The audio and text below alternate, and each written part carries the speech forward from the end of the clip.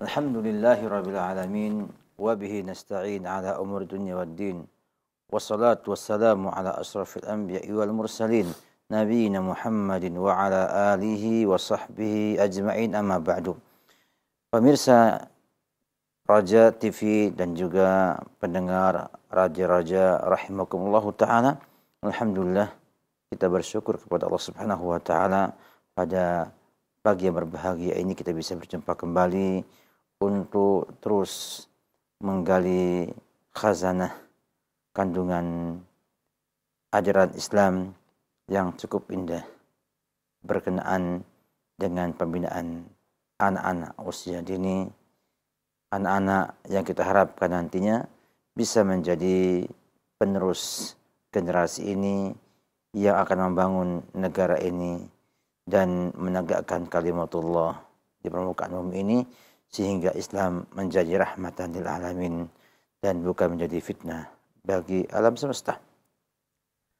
Pada hari berbahagia ini kita coba untuk melanjutkan apa yang telah kita bahas pada perjumpaan sebelumnya tentang bagaimana nasihat para ulama rahimahullahu taala berkenaan dengan pembinaan anak-anak usia sebelum mumayyiz ini.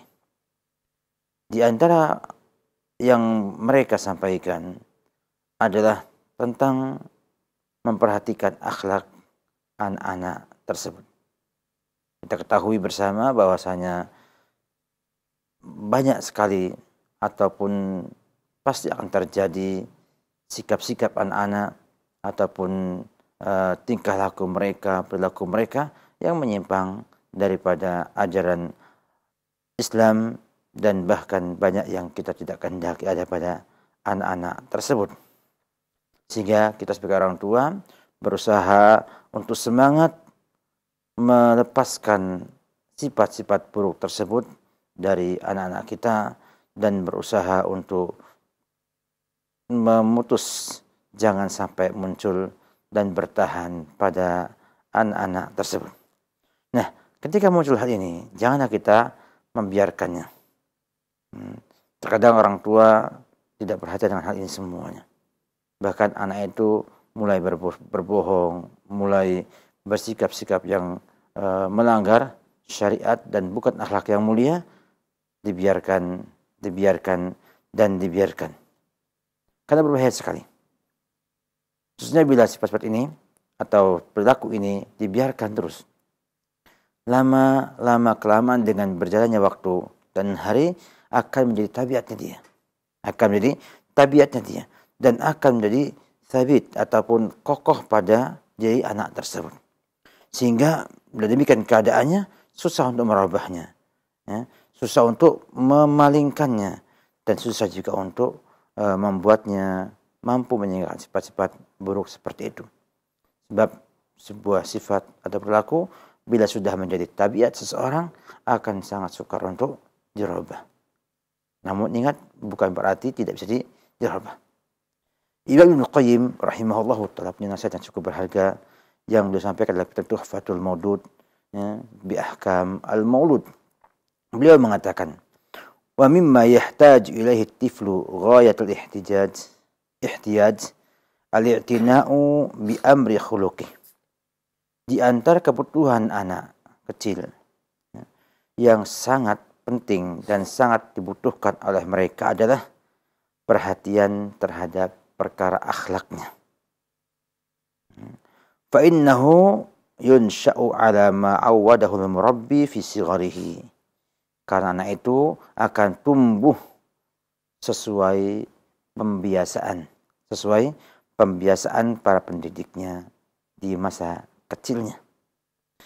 Min haradin wa ghadab, temperamen dan gampang marah, ya, walujajin wa ajalah, tergesa-gesa dan terburu-buru, ya, wa khiffatin ma'a hawa, mudah mengikuti hawa nafsunya, wa tishin wa hiddah, ini keras, ya, dan tidak punya kelembutan di sana. Nah, hal ini kata beliau, bila sudah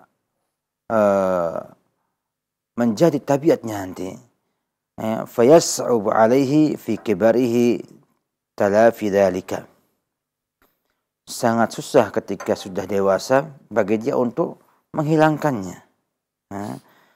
Wa tasiru hadhihi al-akhlaq sifatin wa hayatin rasikhatan lahu. Dan akhirnya sifat-sifat buruk ini ya menjadi sifat dan keadaan yang kokoh pada diri dia. Falamma taharraza minha ghayat at-taharruzi fadhathu wala budda yawman ma. Dan ketika seandainya pun dia menjaga dengan sangat ketatnya, mesti akan muncul ya sewaktu-waktu.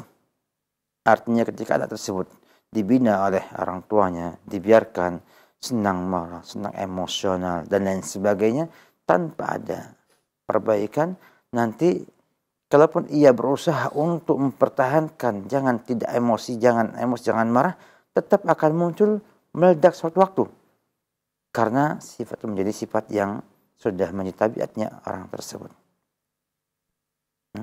Walihada tajidu aktsar nasi munharifat akhlaqihim wa dzalika min qibali tarbiyati allati nasha'a 'alaiha.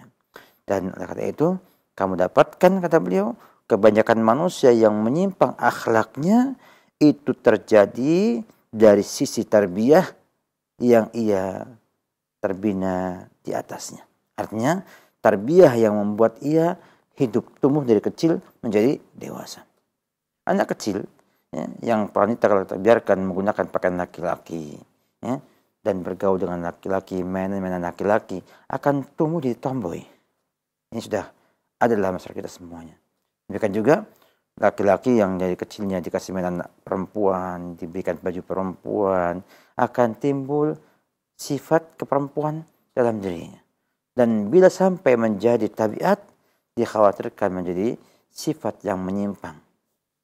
Oleh karena itu para ulama rahimahullah ta'ala sangat berusaha untuk membina anak-anaknya dalam keadaan yang baik.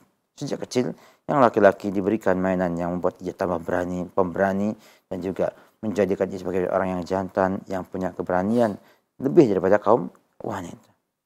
Dan yang wanita pun demikian, diberikan pendidikan yang membuat ia menjadi orang yang baik, jadi ibu nanti yang mampu untuk mengelola rumah tangganya.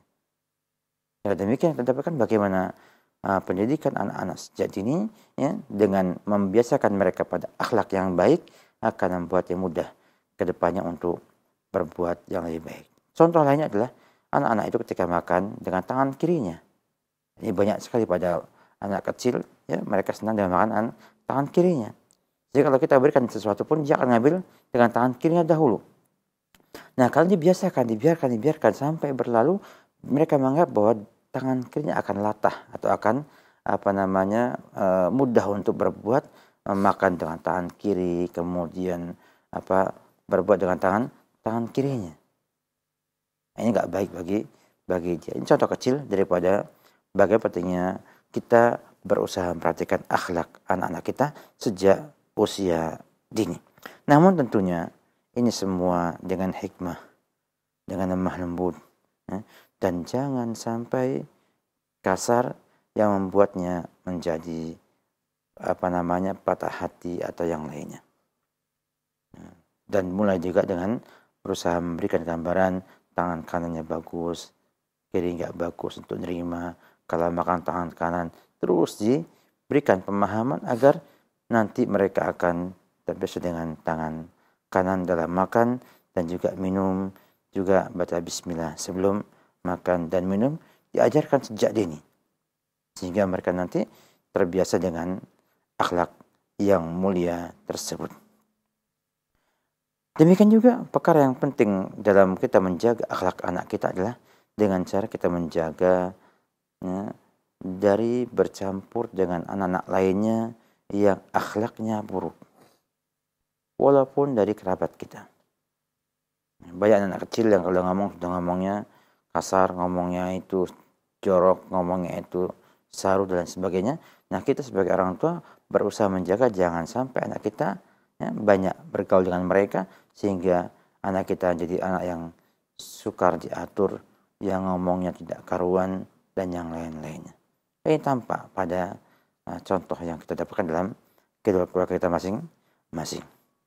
Demikian juga di antara nasihat para ulama rahimahullah adalah adanya perhatian terhadap kebersihan anak, kesehatannya, dan juga bentuk anak tersebut, pakaiannya, ya, rambutnya, dan lain sebagainya. Sehingga ini sangat penting karena usia anak kecil ini usia yang mudah terkena penyakit daripada usia yang lainnya. Demikian juga mereka dalam usia-usia seperti ini, ya, itu tidak tahu, ya, mana yang bagus, mana yang indah, ya, mana yang sehat bagi dia, ya, sehingga perlu adanya perhatian dari orang tuanya tentang kesehatan anak tersebut. Sehingga seorang orang tua ataupun pendidik berusaha untuk mencari mereka, ya, mencari mereka dan tafaqud, artinya menanyakan kemana mereka bermain. Ya. Sebagaimana juga perlunya kita untuk memperhatikan keadaan mereka dan manzar, apa bentuk lahiriahnya anak tersebut. Sehingga pada satu hari Rasulullah Shallallahu Alaihi Wasallam melihat tubuhnya anak-anaknya Ja'far bin Abi Thalib radhiyallahu anhu dalam keadaan kurus, ya, kurus dan kusut.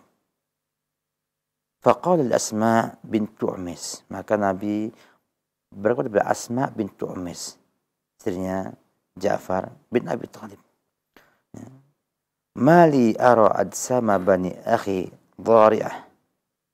Ya. Kenapa kok saya lihat tubuhnya anak-anak saudaraku, ya, dalam keadaan dhari'ah, ya, ini tidak bagus, ya. Tusibuhum hajah, apakah karena kekurangan atau karena penyakit? Qalat la, kata Asma, la, walakin al-ain tusri' ilaihim, terkena penyakit ain. Faqala Nabi sallallahu alaihi wasallam urqihim, ya, saya akan meruqyah mereka. Faqalat, berkata Asma bintu Umays, fa'aradtu alaih, lalu aku berikan anak-anak tersebut kepada Rasulullah SAW. Faqala urqihim, maka dia mengatakan urqihim, aku meruqyah mereka. Sini kita lihat bagaimana Nabi SAW menanyakan tentang kondisi tubuh anak-anak Ja'far bin Abi Thalib yang kurus-kurus, yang tidak sehat, yang lemah, ya. Apakah butuhannya karena kurang gizi, kurang makanan, apa karena sakit? Maka Asma bintu Umays sebagai ibu mengatakan bahwa anaknya terkena ain, penyakit ain, ya, penyakit ain. Sehingga Nabi akhirnya meruqyah anak tersebut. Lihat bagaimana Nabi Sallallahu Alaihi Wasallam sebagai Rasul, ya, sangat memperhatikan, ya, anak-anak yang usianya kecil seperti dengan menanyakan kesehatannya, kenapa kok kurus sekali, lemah sekali, ya, dan lain sebagainya, untuk mengetahui apa sebabnya. Ini menunjukkan bagaimana perhatian seorang pendidik seperti Rasulullah SAW dalam mendidik ataupun membina generasi yang akan datang. Ini ada isyarat, ada petunjuk kepada kita semua sebagai umatnya untuk memperhatikan kesehatan anak-anak kita, memperhatikan juga kebersihan anak-anak kita, dan juga memperhatikan, ya, keadaan lahiriahnya anak tersebut. Tidak dibiarkan kotor, ya, tidak dibiarkan bermain yang merusaknya, sehingga anak-anak itu menjadi tampak sekali, ya, enak dilihat dan juga sehat badannya, ya, badannya sehat, kuat-kuat. Ini yang mempengaruhi nanti pada kondisi yang akan datang ketika mereka sudah dewasa. Demikian kita lihat bagaimana Nabi SAW menyampaikan tentang pentingnya memperhatikan kebersihan anak-anak. Demikian juga sampai dalam riwayat yang lainnya, dalam riwayat Abu Dawud, An-Nasai, juga Ahmad ibn Hanbal, ya, rahimahullahu ta'ala, dari Abdullah bin Ja'far. Dia mengatakan, "Anna Nabiyya sallallahu alaihi wasallam amhala ala Ja'far thalathan ayyatiyahum. Thumma atahum. Faqala la tabku ala akhi ba'da al-yawm. Thumma qala ud'u li bani akhi. Faji'a bina ka'anna afrah. Faqala ud'u lil halaq. Fa'amarahu fahalaqa ru'usana." Nabi sallallahu alaihi wasallam amhala ala Ja'far thalathan, memberikan waktu kepada keluarga Ja'far 3 hari. Artinya dibiarkan bergabung selama 3 hari atas kematian Ja'far bin Abi Thalib. Kemudian meminta untuk datang setelahnya. Lalu kami dibawa kepada Rasulullah SAW. Dan beliau mengatakan, la tabku ala akhi ba'dal yawm. Jangan tangisi saudaraku Ja'far bin Abi Thalib setelah hari ini. Jadi bergabung hanya 3 hari. Ya. Kemudian mengatakan, ud'u li bani akhi. Ajak ke sini ya, anak-anak saudaraku ini. Faji'a bina. Lalu dibawalah kami kepada Rasulullah SAW. Ka'anna afrah. Afrah adalah anak burung yang masih kecil-kecil itu. Ya. Artinya masih kecil, artinya kami ini masih kecil-kecil dan mungkin baru tumbuh rambutnya, ya, berantakan rambutnya, ya, dalam hal ini. Maka beliau mengatakan, ud'u li halaq, panggil lagi untukku tukang cukur. Dan merintahkannya untuk mencukur, ya, kepala kami. Dan bagian Nabi SAW sampai memperhatikan keadaan rambut anak-anak, keadaan juga kepala anak-anak, sehingga betul-betul perhatian kepada bentuk lahiriahnya anak tersebut, ya. Demikian juga badannya, kesehatannya, kebersihannya adalah perkara yang sangat disukai oleh Rasulullah sallallahu alaihi wasallam.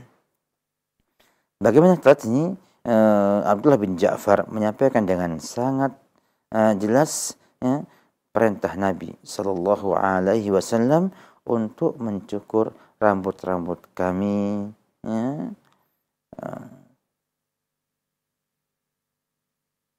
Karena di sana ada kebersihan untuk sang anak tersebut. Demikian juga mungkin disebabkan anak tersebut, ya, ibunya tersebut Asma bintu Umayyah sibuk dan dalam keadaan duka yang atas meninggalnya sang suami di perang, ya, di perang Mu'tah, ya. Sehingga ketika sang ibu dalam keadaan berduka, dalam keadaan sedih yang demikian beratnya, tentunya terkadang tidak mampu memperhatikan kebersihan anak-anaknya dengan sebab berita yang demikian berat bagi seorang wanita, di mana suami tercinta dalam keadaan meninggal dunia dalam peperangan, sehingga tetap duka itu mempengaruhi perhatian ibu kepada anak-anaknya. Dan Nabi SAW demikian perhatian kepada anak-anak waktu itu. Demikian juga kalau kita melihat yang perlu kita perhatikan juga dalam masalah memberikan pakaian, ya, ataupun membentuk cukuran rambut yang bagus, kemudian juga membersihkan tubuhnya. Ini merupakan perkara yang sangat dianjurkan dalam Islam, ya. Sehingga Nabi mengatakan, innallaha jamilun yuhibbul jamal. Nabi itu mengatakan bahwa Allah itu jamil, maha indah dan mencintai keindahan. Saya menunjukkan bahwa ada di sana kita bukan hanya bersih, tapi juga memperindah mereka, ya, memperbagus keadaan mereka. Sehingga pakaian pun demikian, dibuatlah pakaian itu yang rapi, yang warnanya sesuai, jangan warnanya kayak saya ngomong jemuran itu kan banyak warnanya, tidak ada ragam, tidak ada keindahan di sana. Kasih pakaian yang serasi, ya, warnanya atasnya apa, bawahnya apa, biar anak itu menjadi anak yang punya tampang, punya bentuk yang bisa dilihat indah oleh orang tuanya dan juga orang lain. Demikian juga kita lihat Nabi SAW sampai melarang qaza, melarang qaza nyukur rambutnya sisakan banyak di atasnya, sampingnya dicukur gundul. Ya orang lihatnya nggak suka, hanya orang melihatnya nggak begitu menarik, nggak tertarik untuk melihat orang seperti itu.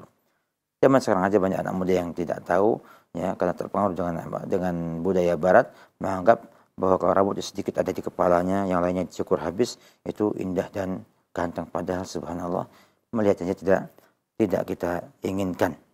Demikian juga masalah pakaiannya, masalah perhiasan ada pada anak-anak tersebut merupakan bagian yang sangat penting yang diperhatikan oleh Islam berkenaan dengan anak-anak tersebut.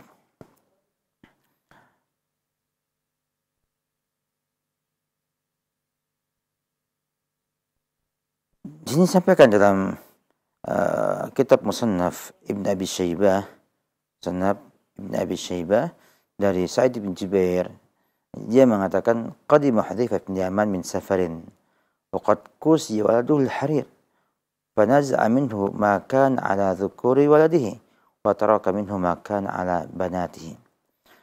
Datanglah Hudzaifah dari safar dan melihat anaknya dikenakan pakaian dari sutra. Maka beliau mencopot sutra dari anak laki-laki dan membiarkan yang dikenakan oleh anak-anak perempuannya. Menunjukkan sahabat juga demikian, memperhatikan bajunya anak-anak. Tidak sembarangan. Demikian juga Ibn Abi Shaybah juga menyampaikan dalam riwayat lainnya, bahwa ra'a Ibn Mas'ud ibnan lahu alaihi qamisun min harir fashaqqahu wa qala inna ma hadha lin-nisa. Lihat bagaimana perhatian Ibn Mas'ud dalam pakaian anak-anaknya.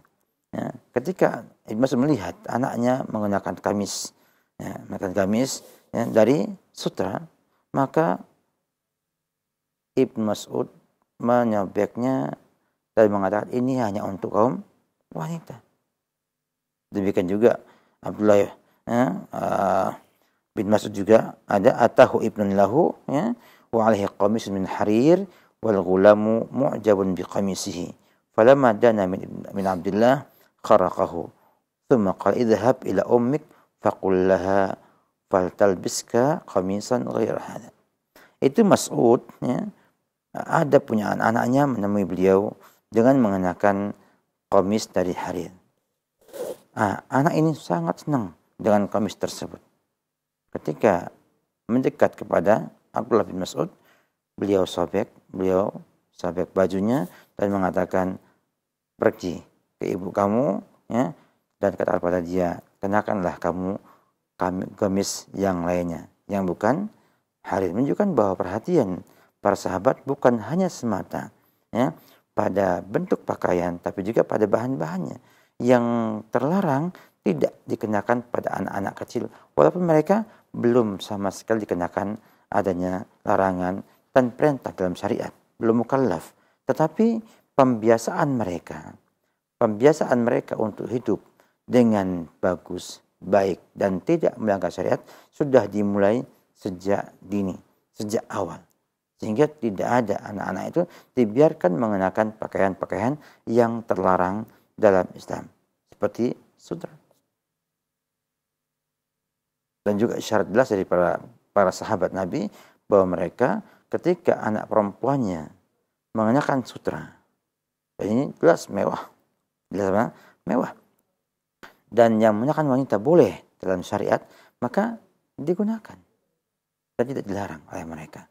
Bahkan dibiarkan mereka untuk mengenakan hal seperti itu. Jadi dalam mengenakan pakaian anak-anak, Islam itu sangat longgar selama tidak melanggar syariat Islam. Oleh karena itu saya kepada bapak-bapak, ibu-ibu, para pemirsa dan juga pendengar Roja untuk memperhatikan keharaman dan kehalalan pakaian dikenakannya. Jangan dikenakan pakaian-pakaian yang nanti memberikan pengaruh tidak baik pada anak-anak dari gambar-gambar yang tidak jelasnya ataupun gambar-gambar yang merusak, ya, agar anak-anak tersebut tumbuh dengan pakaian yang bagus, yang bersih, dan juga tidak melanggar syariat sejak usia sedini mungkin. Mungkin demikian nasihat para ulama yang disampaikan pada hari ini, dan mudah-mudahan pada pekan kita bisa masuk pada pembahasan yang lebih jauh pada usia yang sudah memayis biidznillah taala. Sallallahu Muhammad wa ala alihi wa sahbihi wasallam. Ya, nah, jazakallahu khair atas bahasan yang telah disampaikan, dan demikian ikhlas Islam azakumullah.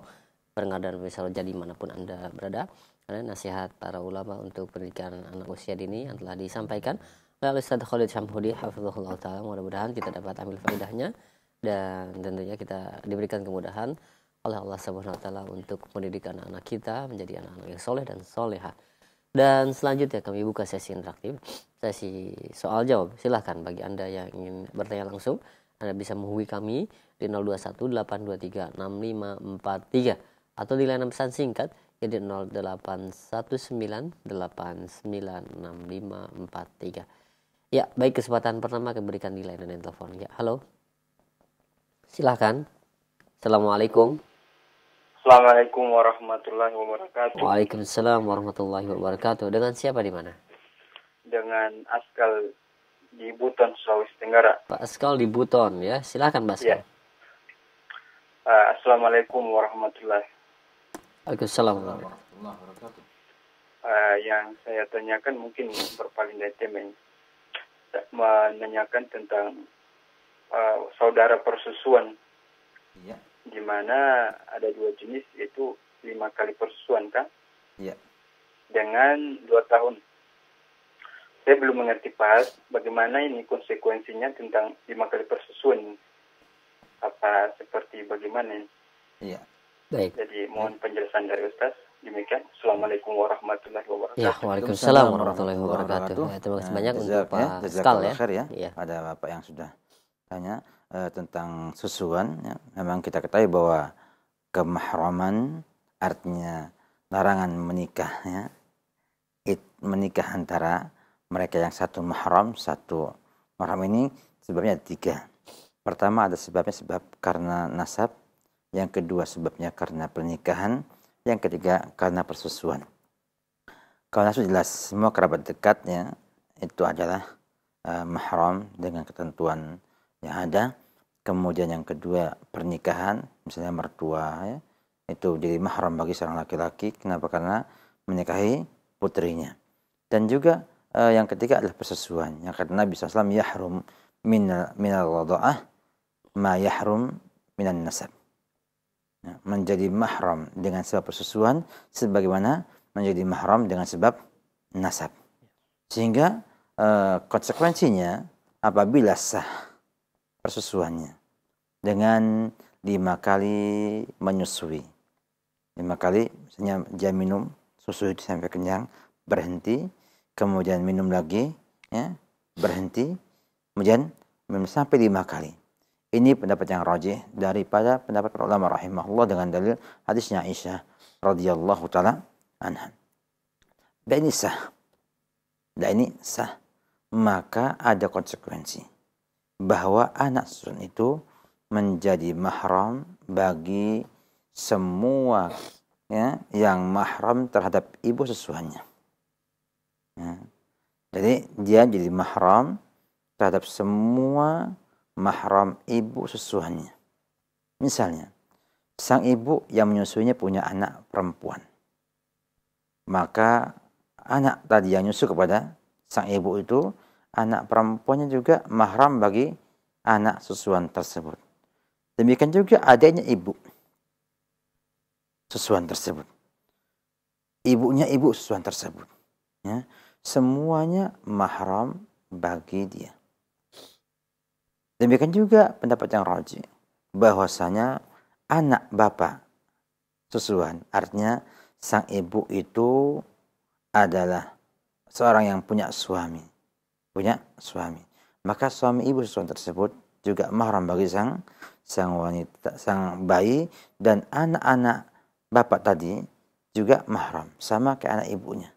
Nama dalam istilahnya fikih adalah masalah laban fahl, laban al-fahl. Ya. Yang rajih dalam hal ini adalah bahwa semua anak-anak bapak itu walaupun bukan dari ibu susuannya, ya, juga mahram bagi sang anak tersebut. Ini hanya kemahraman saja dan tidak sampai pada waris mewaris dan yang lainnya. Jadi sekedar diharamkan bagi anak susuan menikah dengan kerabat dekat yang jadi mahram bagi sang ibu tersebut. Ya, sang ibu tersebut, ya, dan juga keluarga sang bapak ataupun suami ibu tersebut, karena sang ibu tidak punya susu apabila tanpa ada suaminya. Artinya seorang wanita tidak akan bisa menyusui dengan susu yang benar, ya, kecuali setelah ia menikah dengan seorang laki-laki dan punya anak,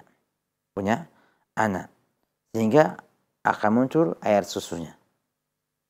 Sehingga kata ulama rahimahullah taala, ya rajih bahwa keluarganya itu atau anak-anak daripada sang suami itu walaupun beda ibu dengan ibu susuannya tetap mahram bagi anak tersebut. Wallahu a'lam bissawab. Ya, ya, sekarang atas jawabannya. Demikian untuk Bapak Askal ya yang berada di Buton, Sulawesi Utara. Dan selanjutnya yang kedua, silahkan masih kami terima di layanan telepon di 0218236543. Ya, halo. Waalaikumsalam warahmatullahi wabarakatuh. Dengan Ibu siapa di mana? Dari Ibu Kasmah Pekalongan. Ibu Kasmah di Pekalongan, silakan. Ya, assalamualaikum Pak Ustadz. Waalaikumsalam warahmatullahi wabarakatuh. Ini saya di luar tema nggak apa-apa ya? Jangan jauh-jauh Ibu ya. Silakan. Ya. Saya kan sudah mendaftar haji. Tapi saya kan belum tahu kalau itu syaratnya sama mahram. Nah, tapi saya sendiri berangkatnya lah gimana Pak, wong daftarnya itu saya belum tahu. Iya, baik. Cukup ya. Iya. Ya. Ibu Kasmah ya, Pekalongan atas. Ya itu aja Pak. Ya, baik. Saya sudah terlanjur daftar, terus bagaimana? Iya. Nanti bisa disimak jawabannya ya, Ibu ya. Iya. Ibu Kasmah di Pekalongan. Nah, silakan Ustaz. Baik. Memang para ulama rahimahullah taala mensyaratkan hal seperti itu. Ya, bahwa dilarang wanita bersafar kecuali dengan mahramnya. Nah, solusinya Bu, ya, adalah Ibu menunggu jadwal ataupun jatahnya suami yang berangkat nanti. Artinya Ibu dengan suami, mungkin Ibu sudah daftar, maka suami pun daftar juga. Nah, kemudian berusaha bagaimana agar Ibu sama suami bisa bareng. Ya, itu solusi yang ada. Atau mencari keluarga dekat yang mahram dengan Ibu, seperti mungkin orang tua Ibu, atau mungkin adik Ibu yang sudah daftar, atau mungkin juga keponakan Ibu ya yang sudah daftar, yang masih kerabat dekat, yang ada sama Ibu kemahraman, sehingga Ibu bisa mendapatkan solusi, bisa berangkat cepat dengan adanya mahram-mahram tersebut. Ya, karena ya, dari pendapat yang rajih dalam hal ini, Allah alam bisawab, bahwa Ibu berdosa kalau tetap berangkat ya, berhaji tanpa mahram. Ya, tanpa mahram. Ya. Jadi solusi yang saya berikan kepada Ibu adalah Ibu mencari kerabat dekat yang sudah daftar haji, kemudian menyesuaikan keberangkatan dengan cara mundur. Ya, dan dibolehkan dalam hal ini kepada Departemen Keagamaan urusan haji minta tolong untuk Pak, karena alasan ini maka kami akan mundur sebentar ya untuk tahun berikutnya, menyesuaikan dengan mahram yang mungkin bisa berangkat ketika itu. Ya, ketika itu. Dan kalau kemudian tidak ada mahramnya, maka Ibu tidak ada kewajiban untuk berhaji dalam hal ini, karena masuk orang yang tidak mampu untuk berhaji. Dan mudah-mudahan dengan niat Ibu yang kuat dan usaha Ibu untuk mendaftar sejak dini menjadi akan sebab pahala bagi Ibu dalam hal ini. Demikian kita lihat bagaimana keterangan para ulama dalam perkara seperti ini. Mudah-mudahan ya, Ibu yang sudah mengerti berusaha untuk mengamalkannya. Sedangkan yang belum mengerti hal itu kemudian berangkat haji tanpa mahram, ya, kemudian pulang ke rumahnya, maka para ulama menyampaikan sah hajinya, ya, namun tetap berdosa dengan sebab tidak menjalankan perintah Rasulullah untuk bersafar dengan mahramnya, ya, sehingga tidak membatalkan hajinya, namun ya, membuatnya berdosa. Ini bagi mereka yang belum tahu sebelumnya. Namun bagi sudah tahu diharapkan tidak berangkat, karena sudah tahu ilmunya maka kita wajib mengamalkan ilmu yang kita miliki dalam hal ini. Wallahu a'lam bishawab. Sekarang atas jawabannya demikian ya untuk Ibu Kasmah yang berada di Pekalongan. Dan selanjutnya mungkin kita akan angkat lebih dahulu Ustaz pertanyaan di layanan pesan singkat. Ada pertanyaan dari Ummu Unaisah yang berada di NTB. Assalamualaikum warahmatullahi wabarakatuh.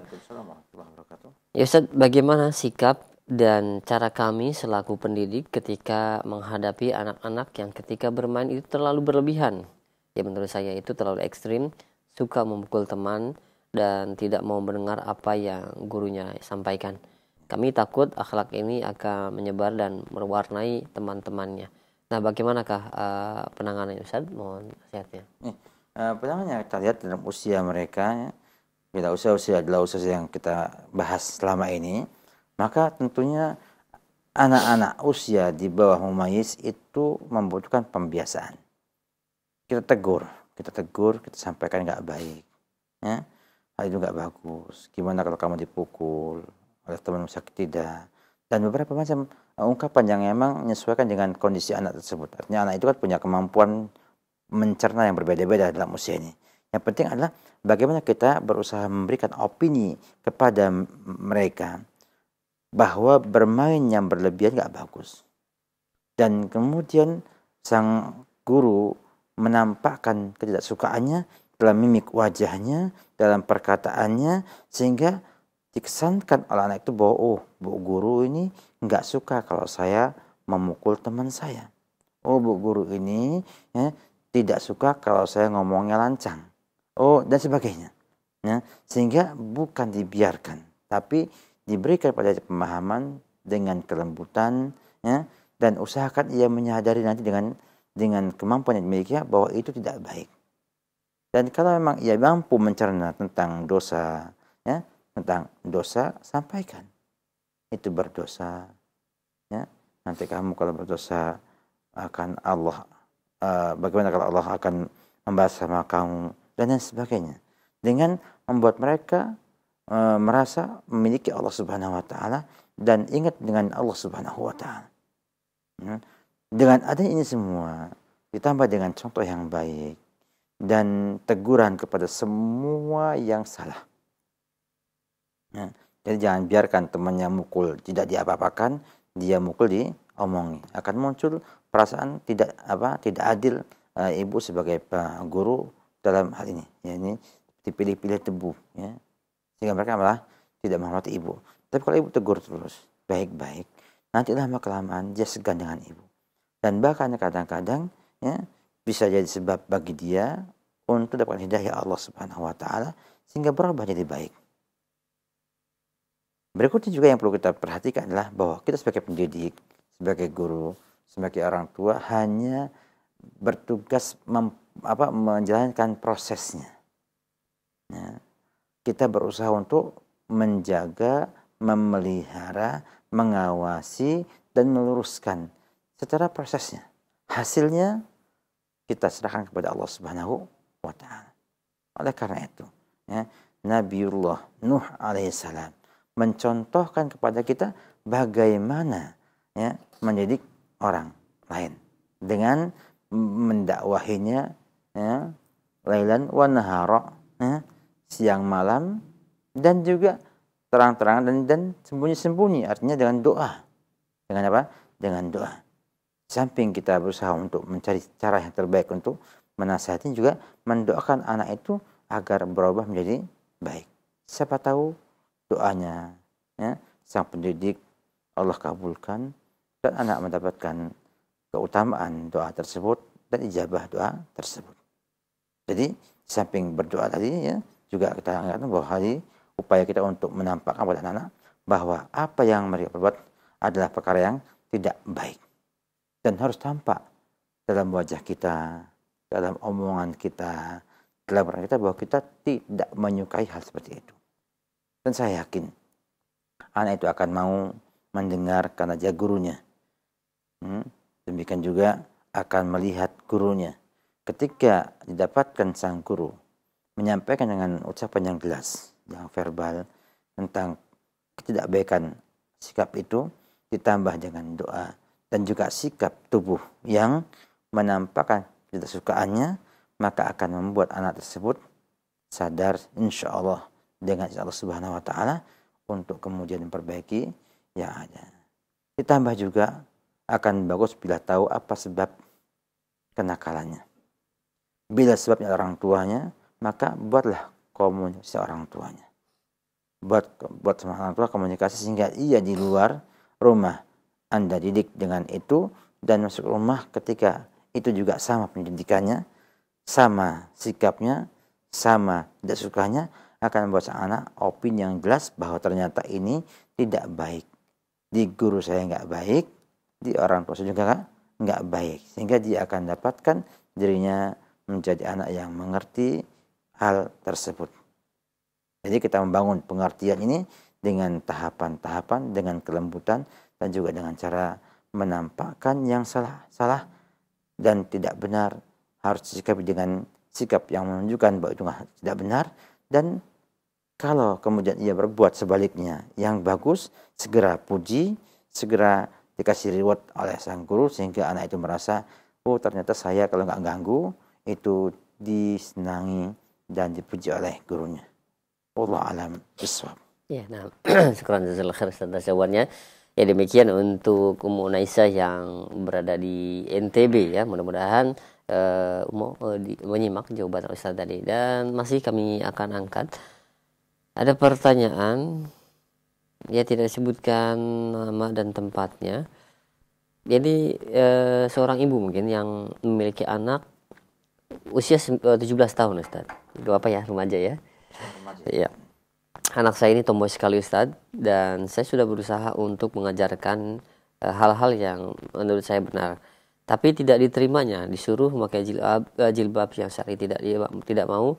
Saya sudah bingung sekali menghadapi sikap kerasnya. Mungkin ini akibat juga pengaruh dari teman-temannya di luar sana, karena kebetulan memang teman-teman itu kebanyakan laki-laki. Apakah ada pengaruh dari kecilnya juga Ustaz, kondisi tomboy dari si anak wanita ini? Ya. Alhamdulillah ya, saya sampaikan tadi dalam kajian tadi ya, dalam mukadimah kita, bahwa pembiasaan anak-anak sejak usia dini sangat mempengaruhi sikap dan tabiat dia di masa-masa akan datang.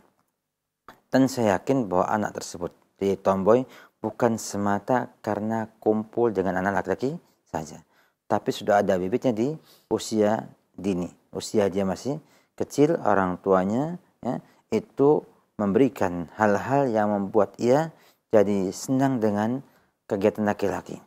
Atau mungkin di awal orang tuanya sudah enggak menyukai anak wanita, pengen punya anak laki-laki. Nah, karena orang tuanya ingin punya ambisi yang cukup kuat untuk punya anak laki-laki, akhirnya anak perempuan tersebut disikapi seperti anak laki-laki. Ya, dikerasi kayak anak laki-laki, kemudian diberikan mainan anak laki-laki, bahkan mungkin pakaiannya pun pakaian anak laki-laki, dan dibiarkan hidup bersama anak laki-laki, sehingga akhirnya jadi tomboy. Dan setelah tomboy, tadilah orang tua kadang-kadang merasakan pahitnya setelah menjadi tabiat bagi anak tersebut.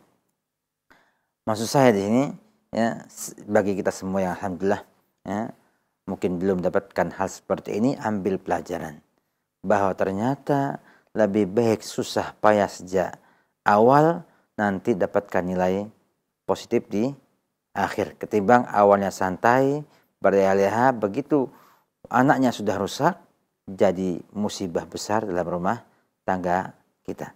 Jadi lebih baik berenang-renang ya, dulu ya, mereka gitu ke hulu ya, dengan rakitnya susah ngadepi ombak, kemudian baru berenang kemudian, sehingga betul-betul kita itu mendapatkan posisi kita itu sudah capek, dapatkan hasil yang baik, nikmat besar. Ya. Tapi kalau kita sekarang beralih santai, terakhir dapat akibat yang buruk, kita jadi putus asa, bahkan bisa jadi tadi bisa tidak berubah anak saya. Jadi sudah putus asa. Ungkapan yang tampaknya bahwa ini adalah ungkapan ketidaksabaran orang tua dalam membina anak yang memang ia sendiri yang membuat jadi seperti itu. Maka nasihat sahabat ibu sebagai nasihat seorang muslim kepada muslim yang lainnya, ya, yang pertama Bu, sabar. Sabar itu anggap itu bentuk ibadah ibu kepada Allah Subhanahu wa taala. Bentuk ibadah ibu untuk berdakwah mengajak anak menjadi anak yang baik. Dan pahala dakwah besar. Yang kedua, menyadari bahwa ini semua terjadi di akibat apa? Yang kita perbuat sendiri. Artinya kalau kita berani menanam, ya siap menuai panennya. Kalau dulu kita tanam tidak baik, panennya buruk, ya kita harus sabari, harus kita terima dengan lapang dada. Ya.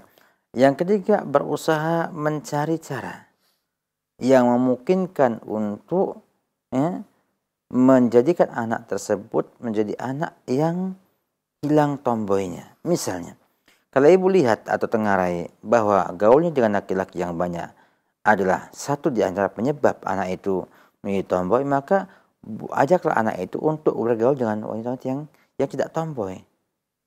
Wanita yang baik-baik, ya, yang nanti dengan itu semuanya akan mendapatkan teman yang sejenis, teman yang akan mengajari dia tidak tomboy. Dan banyak, ya, banyak anak-anak yang ternyata tomboy, ya, yang senangnya hanya pakai celana panjang, bahkan kemana-mana pakai kaos bola. Ketika disimpan di tempat yang komunitasnya itu wanita yang berjilbab, wanita yang kalau bahasa kita apa, sifat wanitanya tampak jelas dalam hidup sehari-harinya, akhirnya dia terkontaminasi atau terpengaruh oleh teman-temannya yang baik ini, akhirnya berubah menjadi anak yang tidak tomboy lagi. Jadi mencari lingkungan yang baik untuk anak tersebut. Dan lingkungan sangat besar pengaruhnya kepada sang anak. Pindahkan ke tempat yang memungkinkan ia untuk mengerti ia adalah wanita dengan kudratnya yang sudah ada, dan kemudian bisa dipengaruhi oleh teman-teman yang baik tersebut. Yang keempat, jangan lupa bahwa hidayah itu milik Allah Subhanahu wa taala. Ya. Allah mampu merubah orang yang paling buruk menjadi yang paling baik. Merubah orang yang punya sifat kelaki-lakian jadi ibu yang subhanallah, ya, mengalahkan wanita yang lainnya. Cintanya sama anak-anak, kemudian rasa peduli dengan rumah tangganya, demikian hebatnya. Sehingga doa ibu dan bapak atau suami ibu berusaha untuk berdoa dan berusaha mencari cara yang terbaik bagi anak ibu agar berubah. Karena tentunya solusi yang kita berikan tidak akan bisa efektif kalau tidak melihat kasus dengan jelas dan kondisi anak yang ada. Sehingga ibu yang tahu silahkan mencoba untuk menjadikan sang anak sebagai mad'u ataupun objek dakwah ibu, objek anak didik ibu, ya, dengan cara berusaha membuatnya itu menyukai hal-hal yang bersifat kewanitaan yang nantinya akan merubah sifat dan watak yang ada. Tapi ingat, yakinlah bahwa watak itu bisa berubah. Ya. Ada yang cepat, ada yang lambat. Nah, kita sebagai orang tua hanya diminta bersabar dan memproses perubahan dengan kemampuan yang kita miliki. Dan serahkan hasilnya kepada Allah Subhanahu wa taala. Ingat, tabiat bisa berubah. Jangan putus asa karena tabiat bisa dirubah oleh kita, ya, dengan izin Allah Subhanahu wa taala. Nah. Ya, sekarang jazakallahu khair. Atas jawaban Ustaz demikian ya untuk yang bertanya umum. Ya, mudah-mudahan Allah memudahkan ibu untuk mengalihkan kepada fitrahnya, nah Ibu ya. Dan selanjutnya masih kami akan angkat pertanyaan dari Dwi di Tanjung Pinang, Ustadz. Ustadz, saya mendidik anak mengenalkan sholat di umur 4 tahun dan sekarang umurnya alhamdulillah sudah 5 tahun dan sudah takut akan dosa. Jika saya ke masjid, saya tidak mengajaknya karena karena takut mengganggu. Tapi dia ternyata tetap ingin ikut masjid dan menangis, bahkan dia sampai sholat sendirian di rumah padahal saya tidak menyuruhnya. Apakah yang saya lakukan tersebut benar? Karena saya pernah mendengar hadis Rasulullah SAW bahwa beliau memerintahkan anak untuk sholat pada umur 7 tahun. Ya. Sikap Anda sebetulnya tidak salah secara umum mengajar anak-anak sholat sebelum usia 7 tahun. Sebab Nabi mengatakan, perintahkan anak Anda pada sholat pada usia 7 tahun. Di situ anak sudah siap untuk sholat. Karena perintah kepada orang yang nggak siap diperintah nggak benar. Menunjukkan bahwa anak itu bisa diperintahkan. Nah, untuk ia bisa menjalankan perintah tersebut butuh apa? Pembiasaan. Butuh pembiasaan. Nah, biasanya anak-anak usia 7 tahun itu akan siap sholat bila sebelumnya sudah diajari gimana sholat, bacaannya apa, dan seterusnya. Dan terkadang sejak usia dini bisa dimulai. Sehingga ketika ia masuk usia 7 tahun, itu sudah menjadi perkara yang menjadi sifatnya. Artinya ia kalau tidak sholat di masjid, tidak enak. Ia bila nggak sholat itu tidak enak. Kalau sudah demikian keadaannya, maka dia akan terus merasa kehilangan bila tidak sholat di masjid atau sholat yang ada. Sehingga tidak salah. Dan ini pun contohkan oleh para ulama salaf dahulu, para sahabat. Mereka sebagai kata Rubai' ibn Muawidh, ibn Afra, dia mengatakan bahwa kami menjadikan anak-anak sibyan kami, anak-anak kecil kami berpuasa.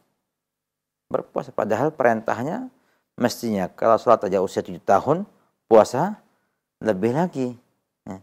Sejak kecil diberikan oleh mereka pembiasaan sehingga ketika mereka sedang lapar, maka kami berikan mainan. Jika mereka bermain sampai lupa dengan laparnya dan kemudian selesai sampai waktu maghrib, menunjukkan bahwa pembiasaan ini sangat penting pada usia dini. Dan Anda telah benar dalam hal ini membiasakan anak dalam sholat. Dan alangkah baiknya bila Anda tidak ragu-ragu untuk membawa dia ke masjid bila dia anak laki-laki untuk mengerti bagaimana tabiat sholat berjamaah di masjid. Kemudian juga saudara di masjid juga harus menjaga anak saudara. Jangan dibiarkan mengganggu yang lainnya. Jadi jangan sampai mendidik anak kita untuk cinta salat membuat orang lain terganggu dengan salat, dengan main anak-anak kita itu. Jadi kita jaga anak itu. Ini fatwanya Ibnu Syekh Muhammad bin Shalih Al-Utsaimin ini. Kita jangan larang anak ke masjid, tapi kita jaga jangan sampai mengganggu jamaah salat di masjid tersebut. Jadi buat lagi opini sama dia bahwa masjid bukan tempat bermain. Masjid bukan tempat bermain, tapi tempat ibadah kepada Allah Subhanahu wa taala. Sehingga jangan biarkan anak itu jauh dari Anda sehingga Anda bisa menyegah dan memantau anak itu kemana bermain. Karena terang aja bahwa anak ini bila dibiarkan ia akan bermain di masjid akan lari-lari dan akan mengganggu orang yang salat. Dan kita dilarang mengganggu kekhusyuan salat orang lain. Sehingga Anda bisa bawa dengan syarat misalnya kamu saya bawa tapi harus salat dan enggak ganggu orang lain. Kalau ganggu skorsing di skorsing tidak boleh ikut salat dulu sampai kemudian ia merubah sifat jadi mau salat lagi minimal tidak meninggalkan tempatnya ia. Mungkin dia untuk rukuk bersama imam, kemudian bangun, itu mungkin masyaqqah bagi mereka. Imamnya kalau panjang, dia kepanjangan tuh, tapi minimal dia jangan meninggalkan apa tempat dia sholat di samping orang tuanya tersebut. Dan insya Allah ini bagus untuk pembiasaan agar Anda nanti di usia-usia mereka mumayyiz, ya, usia-usia mereka mumayyiz, antum kita tidak tanpa harus menyuruh dia kan berangkat sendiri. Bahkan sebagai anak kita, subhanallah, ya, kita ajari untuk dengar adzan. Begitu adzan muncul, orang tua ini buru-buru supaya pergi ke masjid. Kata dia adzan bi, ini adzan pak. Apanya nggak dengar adzan? Dia yang mau adzan pak, ada adzan. Ya. Yang menunjukkan bahwa pembiasaan sangat penting sekali. Nah, sangat penting sekali bahwa dia melihat bahwa bapaknya ketika adzan pergi ke masjid, itu adzan ada orang tuanya belum pergi, apa kata anaknya? Pak, adzan pak. Karena dia biasa melihat itu semuanya. Jadi kalau kita kemudian membuatkan anak-anak itu usia 7 tahun baru ngomong, kamu harus sholat, maka dia akan bingung gimana sholatnya, gimana bacaannya.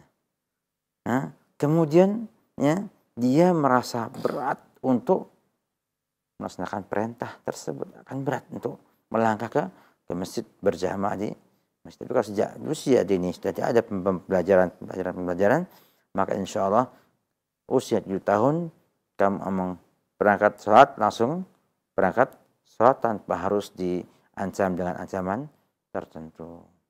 Mudah-mudahan anak saudari dan anak soleh dan solehat ini, dan mudah-mudahan apa yang Anda lakukan bisa jadi contoh bagi yang lainnya, bahwa kita harus membiasakan anak-anak pada hal yang baik agar bisa menjadi tabiatnya dia. Dan kalau dari tabiat, jadi akhlak, jadi sifat yang kokoh dalam dirinya, maka orang tua akan apa? Mudah untuk mengarahkan di kemudian hari.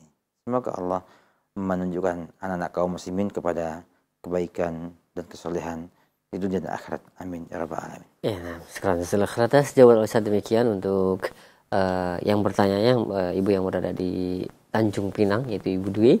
Dan selanjutnya kami beralih kembali di layanan telepon. Silakan ya di 0218236543. Bagi Anda yang bertanya langsung, silakan. Assalamualaikum. Waalaikumsalam warahmatullahi wabarakatuh. Dengan siapa, di mana Ibu?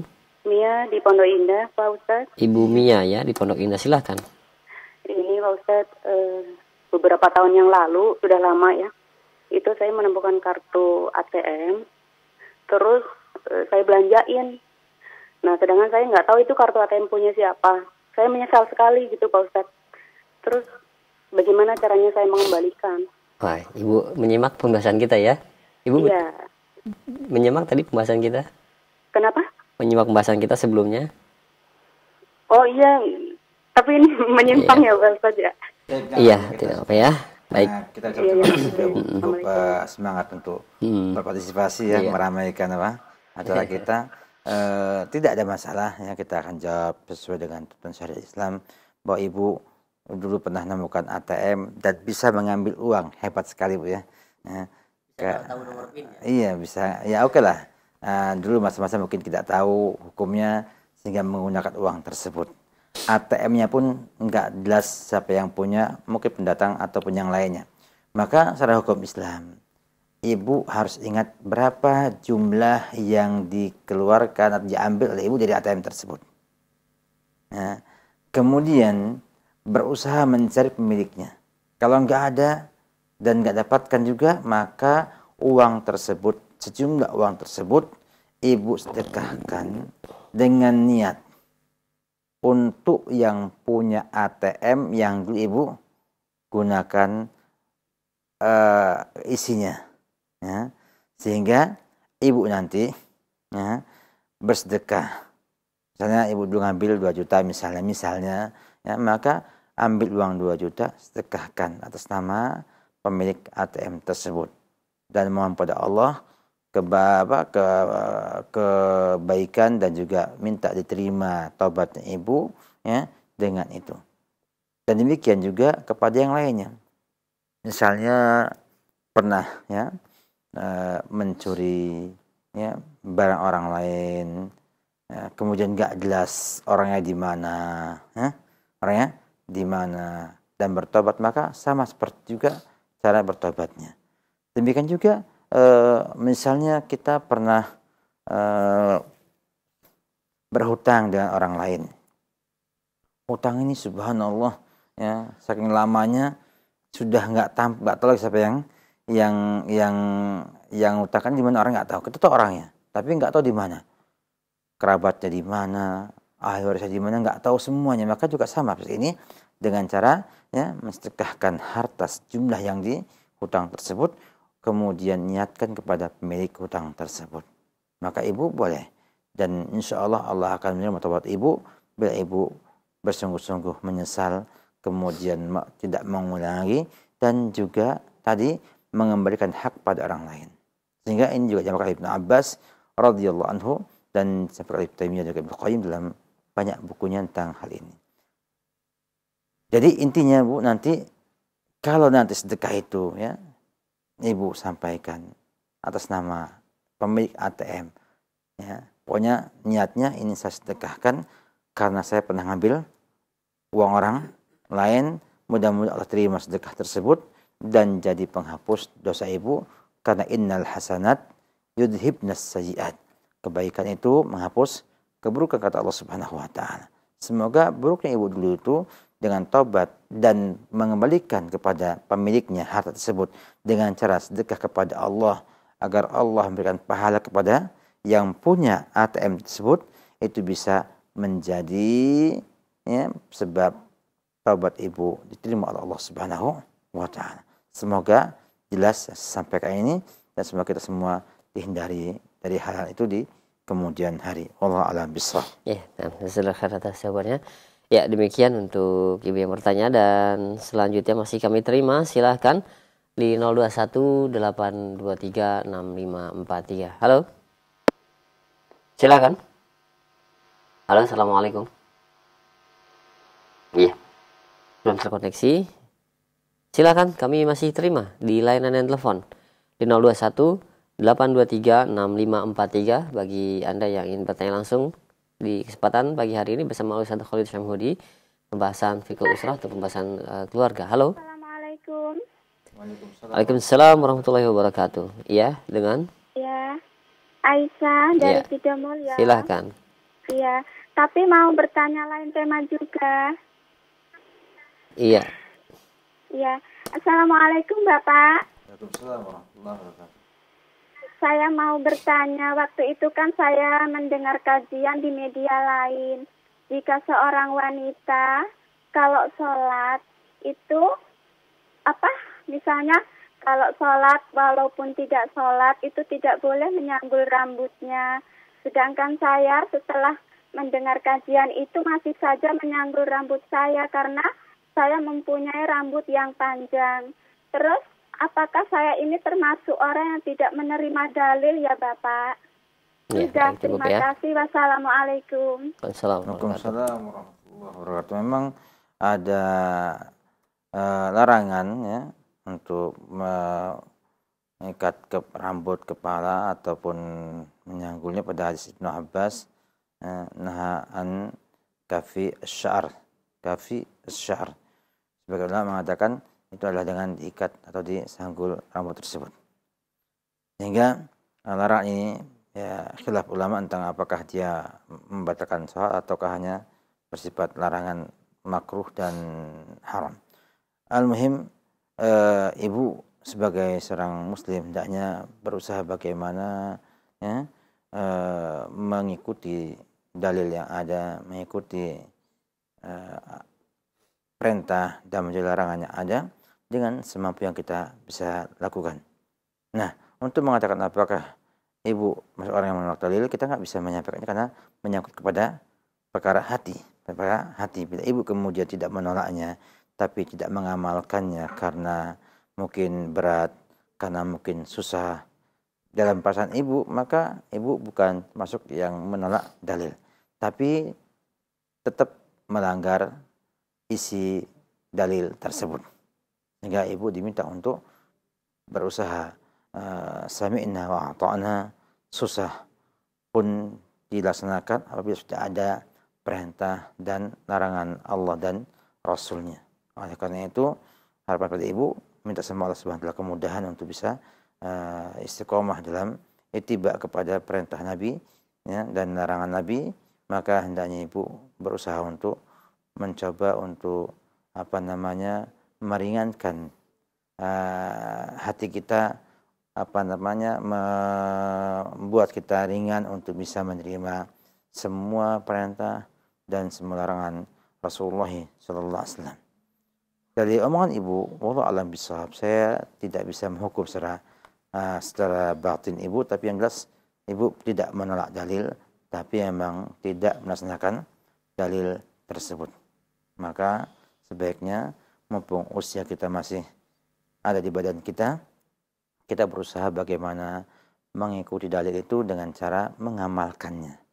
Bukan hanya sekedar menerima, tapi juga mengamalkannya. Karena itu lebih sempurna dan lebih bagus.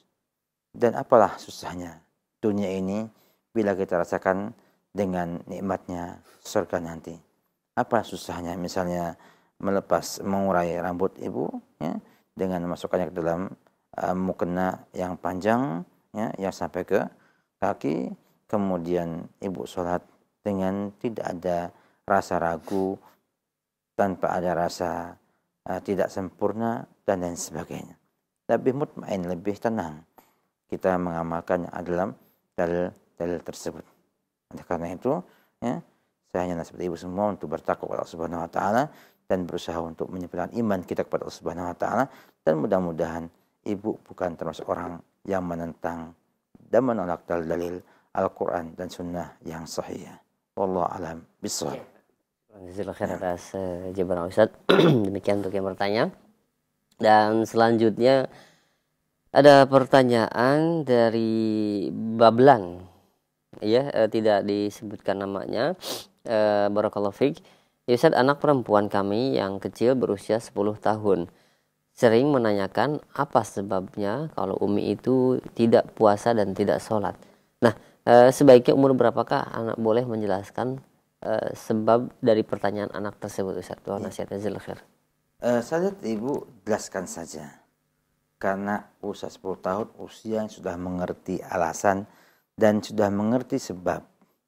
Artinya, kalau Nabi Muhammad SAW aja mengatakan, muru auladakum bis salati wahum abna'u sab'in, ya, perintahkan anak-anak Anda bersalat dalam usia 7 tahun, wadribuhum alaiha wahum abna'ul ashr, dan pukullah ia untuk salat dalam usia 10 tahun. Artinya kalau anak 10 tahun itu belum mau sholat, maka boleh dihukum dengan hukuman agar ia sholat. Berarti usia 10 tahun adalah usia di mana anak mampu menerima hukuman. Nah, anak yang demikian ini, ya, kita akan bahas nanti pada perjumpaan berikutnya, ya, tentang usia 7 ke atas pada kajian kita, mudah-mudahan Allah mudahkan seterusnya, adalah usia di mana ia pahamnya dengan pencernaan akal yang lebih maju dari sebelumnya untuk bisa menerima azan ibu. Sehingga kalau ibu misalnya tidak sholat, kenapa? Jawab aja, mungkin lagi haid, ya. Ibu lagi haid. Nah, haid apa? Haid itu adalah darah yang keluar. Jelaskan semuanya kepada anak. Supaya anak itu paham bahwa bila dia kemudian, ya, terkena haid, 10 tahun sudah mulai menjelang dewasa, menjelang balik, sehingga mungkin dalam waktu bulan sudah haid, ya, atau setahun lagi sudah haid. Nah, diberikanlah pengertian sehingga ketika ia haid sudah siap. Oh, saya haid berarti saya tidak sholat. Kayak ibu saya, selesai. Jadi sangat salah bila ibu sebagai orang tua melihat anak ibu kemudian tidak menjelaskannya. Anaknya pengen menjelaskan baik-baik dalam hal ini. Dan insya Allah ta'ala usia 10 tahun usia yang cukup bagus untuk dijelaskan sebaik mungkin perkara-perkara yang syariat seperti itu, ya, syariat seperti itu, dari haid, kemudian nifas, kemudian lain-lainnya, sehingga anak itu nanti tumbuh dengan pengetahuan yang baik terhadap agamanya ini. Sebab kalau tidak, khawatirnya, ya, dia haid sholat juga, dan dia berdosa. Ya, kalau tahu bisa berdosa karena seorang yang sedang haid dilarang sholat. Dan ketika dia haid kemudian sholat, terlarang. Ya, jadi ibu jangan khawatir, ya, jelaskan kepada mereka, ya, dalam ini, ya, usia 10 tahun adalah usia yang bagus untuk dijelaskan. Ya, kalau di bawah pun boleh, asalkan kita bisa menjelaskan dengan baik, dengan baik sehingga anak itu punya pengertian bahwa ibunya tidak sholat itu karena ada halangan, ya, yang tidak boleh ia langgar. Demikian. Wallahu a'lam bishawab. Nah, sekarang atas jawaban Ustaz. Demikian untuk yang bertanya. Dan selanjutnya ada pertanyaan Ustaz dari Abu Zulfa yang berada di Bogor. Ya Ustaz, alhamdulillah kami memiliki 4 orang anak, 3 laki-laki dan 1 perempuan. Dan kami pun sudah membuat kamar yang untuk perempuan khusus dan untuk 3 laki-laki kami satukan. Semuanya sudah yang perempuan sudah berumur 6 tahun, tapi mereka ternyata tidak mau dipisah kamarnya Ustaz. Tidur selalu bareng untuk saat ini. Nah, bagaimanakah sebaiknya kami menasihati anak-anak kami tersebut? Mungkin kita lakukan tindakan tidak hanya dengan ucapannya, tapi juga dengan perbuatan. Artinya ketika anak tinggal sama kakak-kakaknya, dipindahkan oleh orang tuanya ke kamarnya. Karena tetap saya lihat mungkin sang anak perempuan ketika di kamar sendirian ada rasa tidak enak, ya, takut atau mungkin merasa asing, merasa ini. Nah, dengan ia tidur di depan dengan kakak-kakaknya yang menyayangi dia, yang mencintai dia, tentunya lebih nyaman sama kakak-kakaknya. Sehingga tetap kita berikan kepada dia pendidikan, ya, yang bertahap juga usia 6 tahun, ya, belum balik, ya. Artinya masih boleh kumpul sama kakaknya, tapi kita mulai pembiasaan itu penting sekali, ya. Atau diajak ibunya sementara bersama dia tinggal di kamar biar dia nyenyak, tenang. Ketika dia merasakan nikmatnya tidur di kamar tersebut, saya kira akan membuat ia mau tinggal di tempat tersebut. Jadi kita berusaha bagaimana caranya ada pembiasaan. Ingat, usia-usia demikian ini pembiasaan sangat hebat sekali pengaruhnya pada anak-anak tersebut. Sehingga silahkan digitukan. Ketika tidur, dia nggak bisa tidur di kamarnya, maka dipindah dengan bapaknya, pindah ke tempatnya yang sejati, sehingga ia akhirnya merasakan bahwa saya tinggal tidur dimanapun juga tetap harus ke kamar itu juga, ya. Artinya membuat juga opini kepada anak itu bahwa di mana kamu tidur tetap ke kamar itu kembalinya, sehingga akhirnya dia, ya, menikmati tinggal di kamar tersebut. Bila kemudian sebabnya karena takut, maka ditemani dulu, ya. Ditemani supaya dia akhirnya tidak merasa asing, tidak merasa takut, sehingga akhirnya kamar itulah kamarnya dia, tempat ia tidur dan bermain. Jadi ini juga perlu diperhatikan, ya. Kita nggak main pisah-pisah gitu, karena memang anak-anak punya sifat yang sangat dekat dengan orang yang ada di dekatnya. Nah, untuk menyapi atau untuk memisah yang sudah pernah ada sebelumnya, perkara yang juga tidak ringan untuk sebagian anak-anak. Tetap buat untuk yang perempuan, usahakan ya dinasihati untuk tinggal di sana, itu kamarnya kamu, ya, sehingga ya yang lagi ngomong bahwa ini kamarnya kamu laki-laki, jangan sampai ada yang masuk ke perempuan. Jadi dua belah pihak, laki-laki demikian juga dipahamkan, sehingga kalau duanya paham semua, nanti ketika dia ke depan kamar laki-laki kan bisa diusir sama kakak-kakaknya. Ya mungkin nangis pertama kali, tapi lama kan juga akan membuat ia biasa, ya, untuk itu. Ini mungkin beberapa nasihat yang mudah-mudahan bermanfaat bagi kita untuk hubungan dengan memisah anak laki-laki dari anak yang perempuan, ya. Ya, nah, sekarang atas jawaban Ustaz. Dan selanjutnya mungkin kami berikan kesempatan kembali bagi Anda yang ingin bertanya langsung di layanan telepon, dan tentunya kami harapkan pertanyaan Anda sesuai dengan pembahasan kita di kesempatan pagi hari ini agar lebih memperluas pembahasan di awal tadi. Ya, halo. Silahkan. Halo, Assalamualaikum warahmatullahi wabarakatuh. Waalaikumsalam warahmatullahi wabarakatuh. Dengan siapa di mana? Dengan Ibu Nur TR Tiris. Silahkan. Iya, terima kasih. Assalamualaikum warahmatullahi wabarakatuh, Ustaz. Ini Ustaz, saya memiliki 2 orang anak perempuan. Dan kalau kami di rumah melakukan sholat itu, maka apakah boleh menjadikan anak-anak saya sebagai imam untuk sholat, Ustaz? Dan apakah suaranya agak dikeraskan? Terima kasih. Assalamualaikum warahmatullahi wabarakatuh. Waalaikumsalam. Ini Ustaz, sebab bacaan anak itu lebih bagus daripada saya, Ustaz. Terima kasih. Assalamualaikum warahmatullahi wabarakatuh. Waalaikumsalam warahmatullahi wabarakatuh. Nabi SAW menjelaskan dengan sangat jelas dalam banyak hadisnya bahwa yang berhak imam adalah aqra'ukum bi kitabillah, yang paling banyak hafalan Al-Qur'annya, yang paling bagus bacaan Al-Qur'annya. Nah, bila didapatkan anak kita lebih baik dari kita atau lebih banyak hafalan dari kita, maka hendaknya dia jadi imam. Jadi imam. Kalau ia mengerti hukum-hukum sholat tentunya. Tapi kalau dia belum tahu hukum-hukum sholat, nggak tahu mana yang sah, mana yang nggak sah, mana syarat, mana rukunnya, maka sebaiknya nggak ngimami. Karena yang ngimami itu harus tahu. Sebab nanti kalau di pertengahan jalan, imamnya itu misalnya lupa rakaatnya, ia tahu bagaimana menyelesaikannya. Dan ketika dia tahu itu, maka diperbolehkan. Pada zaman sahabat ada seorang anak kecil yang jadi imam bagi kaumnya.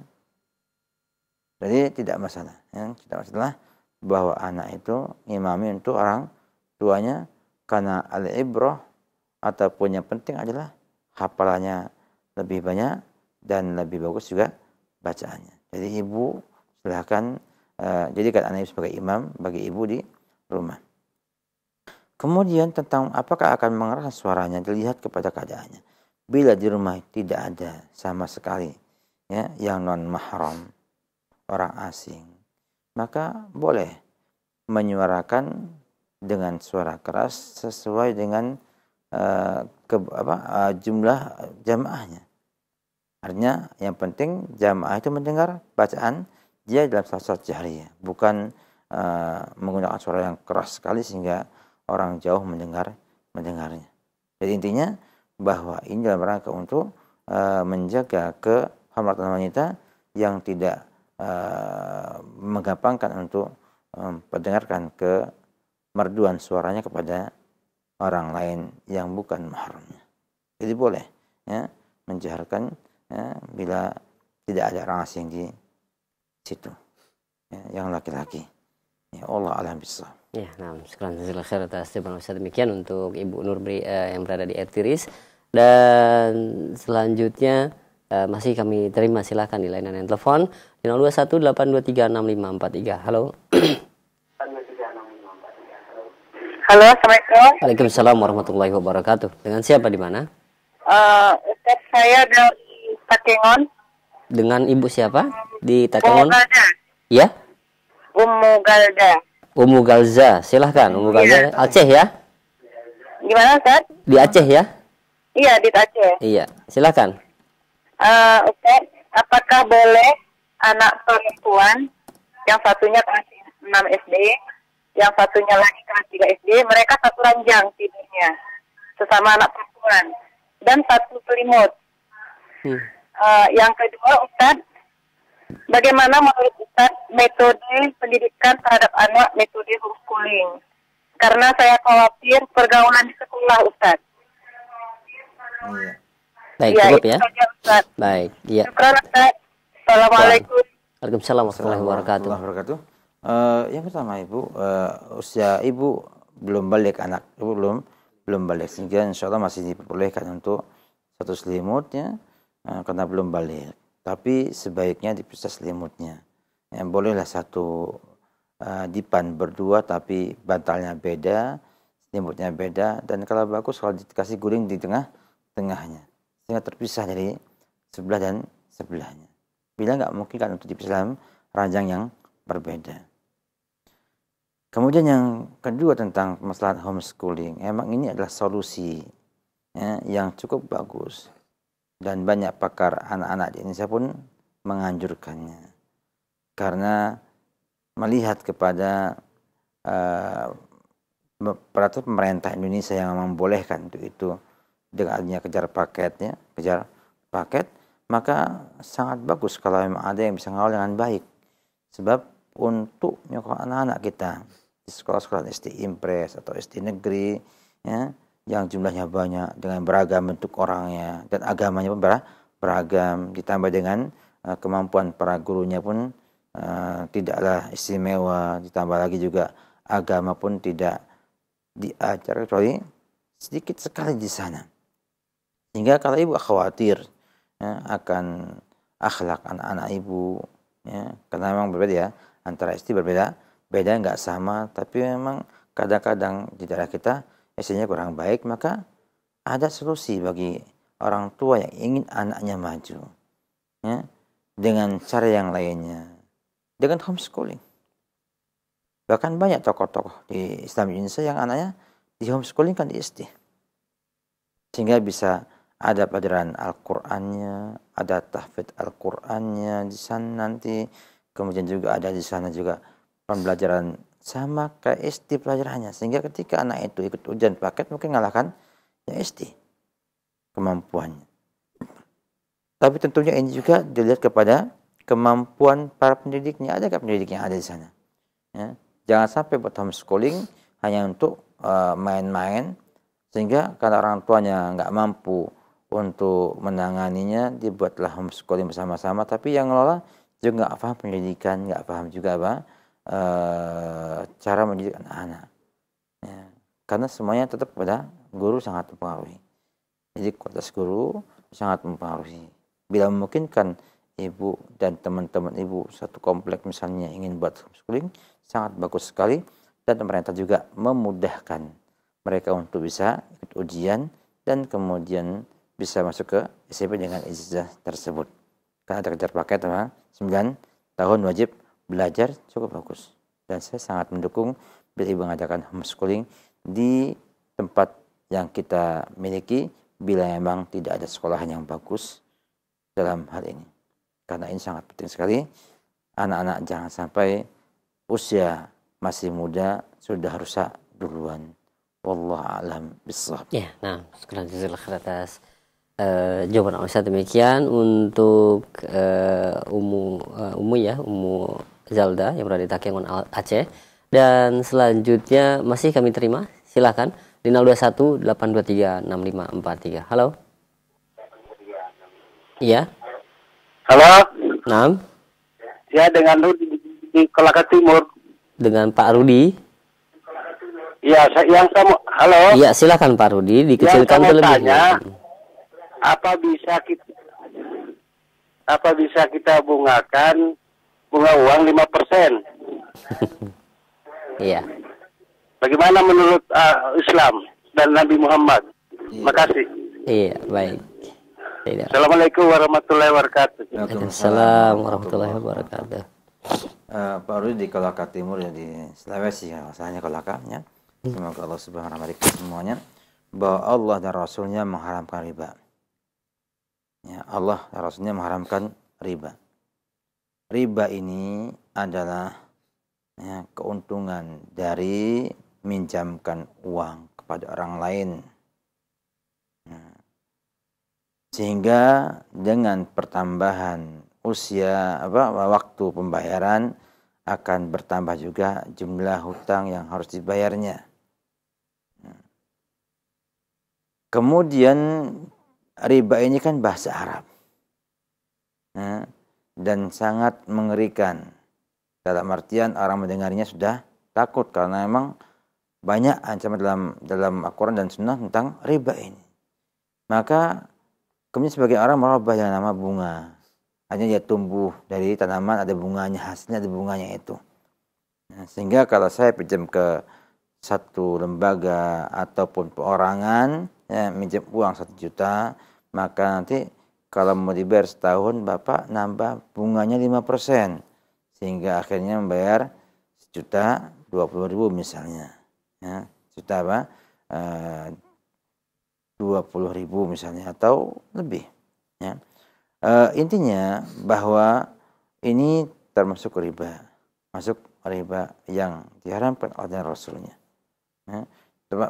Mau dia perorangan, lembaga, semuanya sama. Yang penting dia adalah kompensasi yang muncul akibat hutang yang diberikan. Atau ada usaha sekarang sebagai orang ngomong bahwa kita nanam modal, tapi keuntungannya ngikuti modal, bukan keuntungan. Jadi bagi hasil modal, bukan bagi hasil keuntungan. Ya. Kata kita yang penting adalah hakikatnya.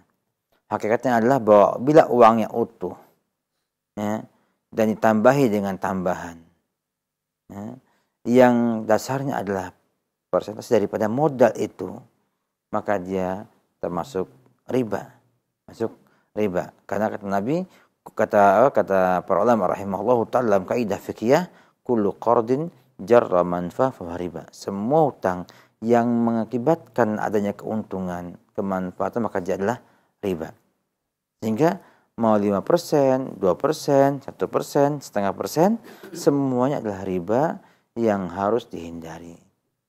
Ya, wallahu alam bissawab. Bapak Rudi ya, yang berada di Kolaka, dan waktu sudah bisa, tadi kita sudah kasih bonus waktu setengah jam. Ya, mungkin sebagai penutup saja untuk para pendengar pemirsa, tapi sebenarnya pertanyaan masih banyak, namun waktu yang tidak mencukupi, Ustaz. Yang pertama kita minta maaf pada pemirsa Raja TV juga pendengar Raja bahwa kita memang tidak sanggup ya untuk menjawab semua pertanyaan, bahkan mungkin juga kalaupun ditanyakan juga saya nggak bisa jawab ya. Nah, sebagiannya. Tapi kita berusaha ya untuk memberikan yang kita bisa berikan dan memohon kepada Allah kemudahan dan taufiknya untuk bisa benar dalam menjawabnya. Bila ada benar itu adalah semata anugerah Allah Subhanahu wa taala dan bukan karena kepandaian saya, bukan karena pintaran saya, namun semata adalah anugerah Allah Subhanahu wa taala. Demikian juga bila salah adalah kesalahan saya. Manusia yang enggak percaya pada dosa dan kesalahan yang ada.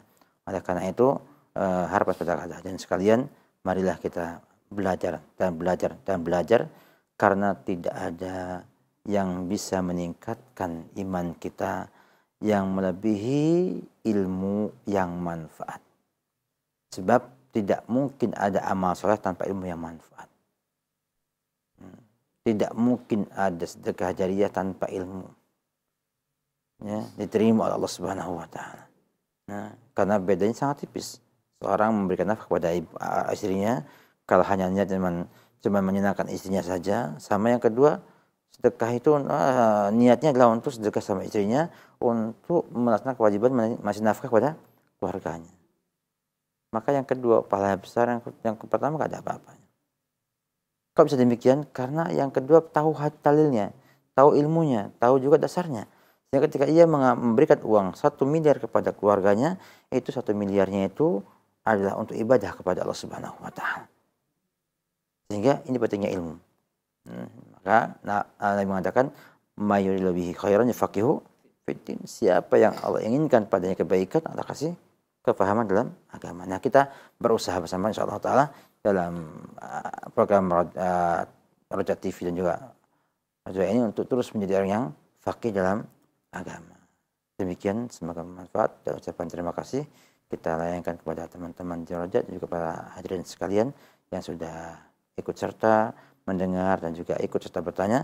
Semoga Allah Subhanahu wa taala melimpahkan pada kita semua ilmu yang manfaat dan amalan soleh, dan membangkit kita dalam surganya Allah Subhanahu wa taala bersama Rasulullah dan para sahabatnya radhiyallahu anhum ajmain. Amin ya rabbal alamin.